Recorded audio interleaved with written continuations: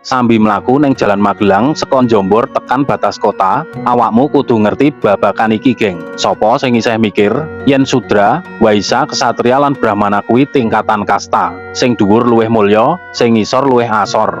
Jebule kuwi kleru kabeh, geng. Sejatine tatanan iki dudu sekat sosial, nanging pembagian bakat lan dharma bekti sing diparingi Gusti Kang Maha Asih. Sing diarani Sudra kuwi wong-wong ampuh sing bakate nggunakake fisik lan keterampilane kanggo ngupakara sing disediakake ning alam donya, kaya lemah, bahan-bahan hasil alam, olah krida lan sak panunggalane, geng. Nah, yen Waisa kuwi wong sing duwe bakat ngatur utawa ngupakara tatanan, pinter dagang lan jaga kesejahteraan, ben kabeh seimbang lan mulya. Wong sing duweni bakat Waisa iki, geng, bantu nyalurke apa wae ben kabeh oleh manfaat.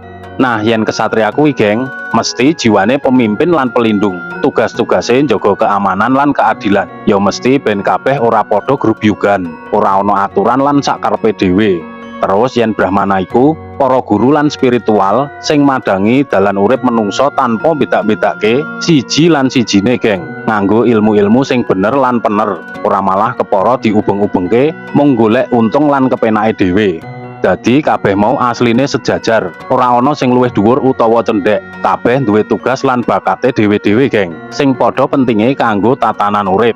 Lah yen awakmu dhewe, geng, kira-kira mlebu bakat sing endi? Aja ngasi bar ndelok video iki awakmu isih dadi wong bingung sing isih ngalor ngidul ngulon ngetan.